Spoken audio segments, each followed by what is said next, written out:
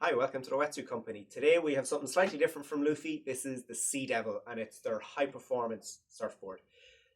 First 2 days we looked at the Magic and the One Piece, they're more traditional style longboards. This is going completely the other way. Think late 90s, early noughties, high performance, power surfing, surfing a longboard like a mid-length or like a shortboard.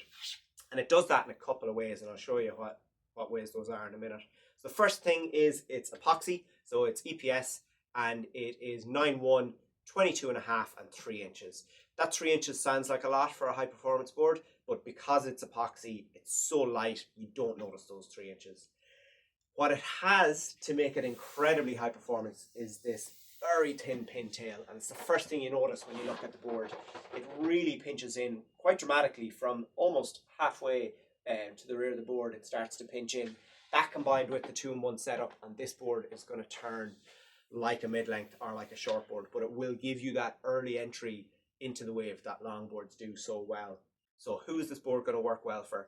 It's going to work well for people who have been longboarding for a long time but want to move to a more progressive style of surfing. Maybe they're a bit older, so they don't have the same paddle power that they would when they were younger, and they can't just go straight to a shortboard, but they still want to get that shorter board feel. This will be absolutely perfect for those. You're still going to get that early wave entry, but you'll be on your feet when you start all your turns, so it'll make it much more easy.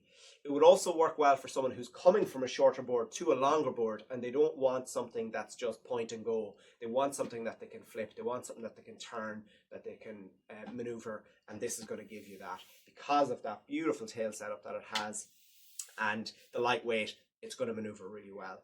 Feels really good underneath the arm, super light. Not cumbersome at all. As you can see from my previous videos, I don't have a long arm and it just sits there easily. Going to be no problem putting it on and off a car, taking it on and off a roof rack.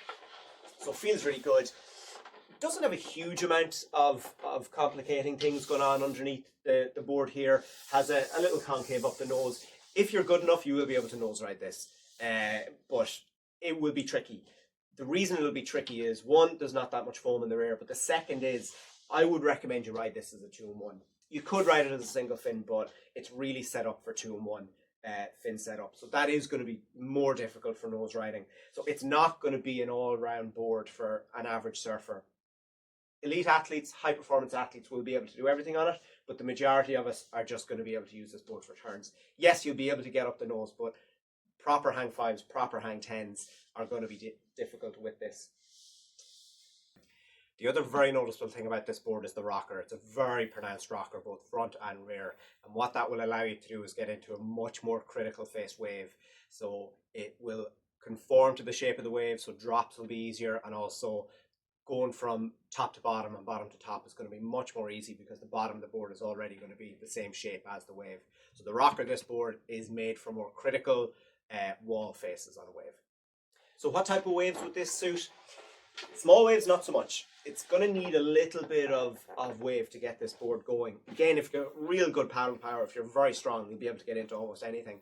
But something from about half a meter up, this is where this will come into its own. It's going to need that punch. Because it doesn't have a huge wide tail there, it doesn't have that big square block that will push you into that wave. So you need waves with a little bit more power in it.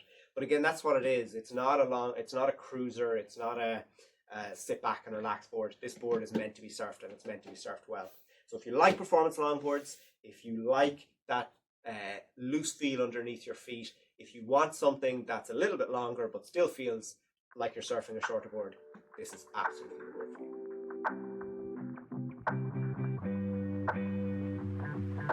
for you.